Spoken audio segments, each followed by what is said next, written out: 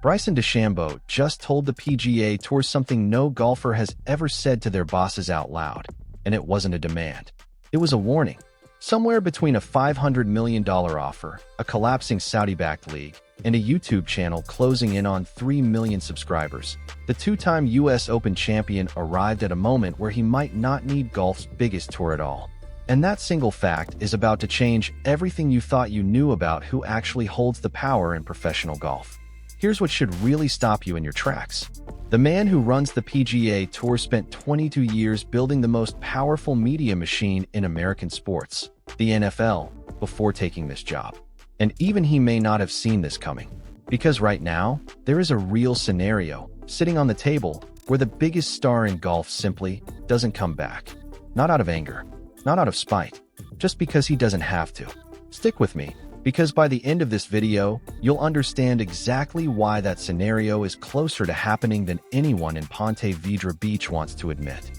And if stories like this keep you hooked, hit subscribe now, because this saga is moving fast and you don't want to miss the next turn. The setup nobody saw coming. To understand where we are right now, you have to rewind to June 2025. That's when the PGA Tour, for the first time in its history, hired a CEO. Not a commissioner, a CEO. And the man they picked wasn't a golf lifer. He was Brian Rolapp, a 22-year NFL executive who had spent his career building television deals, streaming rights, and sponsorship empires for the most profitable sports league on the planet. Rolapp didn't tiptoe into the job. He came in talking about getting the competition right, about finding the right partners, and about a constant mindset of innovation. He said the tour would honor tradition, but wouldn't be unnecessarily bound by it. That's a polite way of saying, big changes are coming, whether you're ready or not. And they came fast. By March 2026, Rolapp was standing in front of reporters at Ponte Vedra Beach laying out 6 themes for a completely reimagined PGA Tour. A new season structure, bigger, more consistent fields, a marquee season opening event out west, and the one that really got people talking, a promotion and relegation system borrowed straight from European soccer. By June 2026, it was official. The tour announced a new competitive model launching in 2028. A top-tier championship series of roughly 23 to 24 elite events, and underneath it, a challenger series, a feeder tour where players climb their way up through performance and get relegated back down if they fall short. The same day, the boards approved Rolapp not just as CEO, but as the tour's 5th ever commissioner, set to formally take the reins from outgoing commissioner Jay Monahan on January 1st, 2027. Rolapp has been careful to say this overhaul isn't a reaction to LIV Golf. But here's the thing. You don't build a 2-tiered promotion system, and you don't launch something called a returning member program for LIV defectors, unless the war with LIV is still very much shaping every decision you make. The league that's quietly falling apart. And that brings us to the other side of this story, because while the PGA Tour has been busy reinventing itself, LIV Golf has been busy trying not to collapse. For years, LIV was propped up almost entirely by Saudi Arabia's public investment fund. Billions of dollars, no real path to profitability, just an enormous bet that it could eventually force its way into golf's future. Then, in the spring of 2026, that bet started to look shaky. Reports surfaced that the PIF had quietly left LIV Golf out of its 4-year investment strategy, a signal, intentional or not, that the fund's enthusiasm for bankrolling the league might be running out. DeChambeau, LIV's biggest star, said publicly that the news caught him completely off guard. He'd reportedly been told the league had a plan running through 2032. Instead, he described it as a switch flipping overnight. That uncertainty is exactly why the PGA Tour's returning member program, launched in January 2026, mattered so much. It created a one-time, defined path for LIV defectors to come back, but only if they'd won a major or the Players' Championship between 2022 and 2025, and only if they accepted what the tour called severe yet appropriate financial consequences. For players qualified, Bryson DeChambeau, Jon Rahm, Cameron Smith, and Brooks Koepka. Koepka took the deal. He left LIV with a year still left on his contract and rejoined the PGA Tour.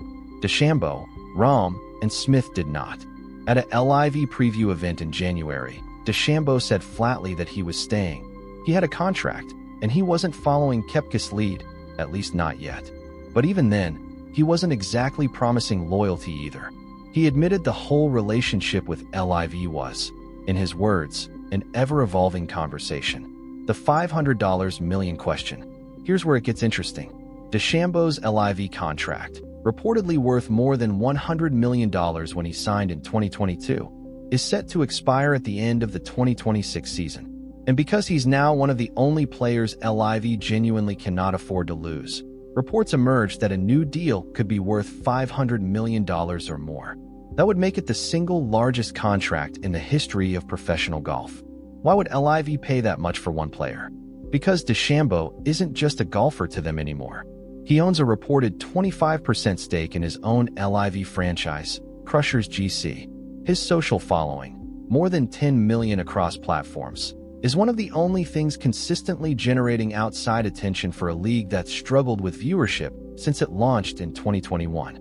Sources connected to LIV and to DeChambeau's own management team told Golf Digest that he felt he was owed a number far beyond what was first offered, and that his leverage only grew once Koepka's PGA Tour return gave everyone cover to talk publicly about a path back. But leverage cuts both ways. And that's what makes the next part of this story so fascinating. The quote that set off a firestorm. In May 2026, at a LIV event in Virginia, DeChambeau sat down with Scratch Golf's Garrett Johnston and said something that instantly became the most talked about quote in golf that week. He was asked what it would actually take for him to return to the PGA Tour. His answer wasn't about Rolapp. It wasn't about money. He said the real obstacle wasn't the tour's leadership at all. It was whether the current PGA Tour membership actually wanted him back. And if they didn't, he said he'd understand. Read that again.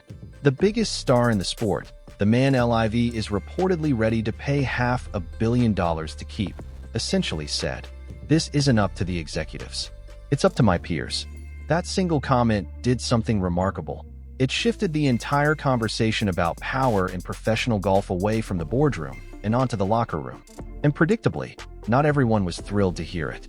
Rory McIlroy, without naming DeChambeau directly, made it clear where he stood, arguing that if you genuinely want to be tested against the best competition in the world, the PGA Tour is where you'd want to be, and if you don't, that says something about your priorities. Billy Horschel was even more direct, essentially saying the tour has never bent over backward for a single player, and it wasn't about to start now for DeChambeau. The frustration wasn't really about the words DeChambeau used. It was about the subtext, because everyone in that locker room understood exactly what he was really negotiating for, and it had almost nothing to do with tee times. The second demand, and why it matters more. DeChambeau laid out two conditions for a PGA Tour return in that same interview. The membership question was the first. The second one might actually be the more revealing of the two, because it was about content. Specifically, about the tour's rules governing what players can and can't post, film, and monetize on their own social platforms. This is where you have to understand what Bryson DeChambeau has actually built over the past few years, separate from his golf. His YouTube channel has grown to roughly 2.65 million subscribers and nearly 560 million total views. His Break 50 series, where he attempts to shoot absurdly low rounds alongside celebrities, athletes, and internet personalities, has become one of the most consistently viral formats in golf content. He's played with Kevin Hart. He's played with Donald Trump. He's brought in an audience that has functionally nothing to do with traditional PGA Tour viewership, and he's done it entirely outside the tour's media ecosystem. He also reportedly earns an estimated $20 million a year in outside sponsorships from brands like Reebok, Qualcomm, Google, and Kalsher, deals built almost entirely on his personal brand, not his position on a leaderboard. And earlier this year, he led an investor group that acquired a motion capture technology company. He isn't just a golfer with a side hustle anymore. He's an entrepreneur who happens to golf at an elite level. So when he says a PGA Tour return depends on the tour's content rules, what he's really saying is this: I've built something that doesn't need your platform, your schedule, or your approval. And if you want me back, you're going to have to work around what I've already built, not the other way around. Why Rolapp can't ignore this? This is the tension sitting underneath the entire Rolapp era. He was brought in from the NFL specifically because he understands media rights, distribution, and how to turn attention into revenue. The PGA Tour's broadcast deals with CBS, NBC, ESPN+, and Golf Channel run through 2030. Major League Baseball just signed new rights deals with ESPN, NBC, and Netflix through 2028. Rolapp has openly talked about wanting the PGA Tour to own the summer, to compete directly for the same media dollars other major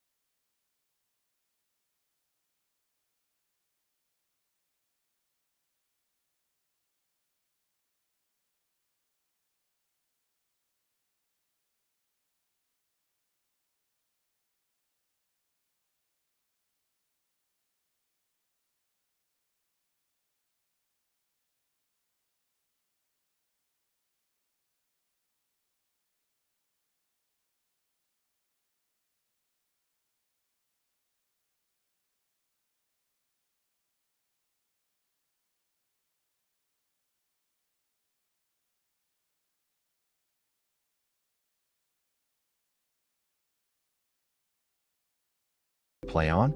Or does that kind of individual power ultimately hurt the sport as a whole? Drop your take in the comments below. And if you want to be there the moment this contract situation actually resolves, because it's going to happen soon, and it's going to be big, make sure you're subscribed and you've got notifications turned on. This story isn't finished. Not even close.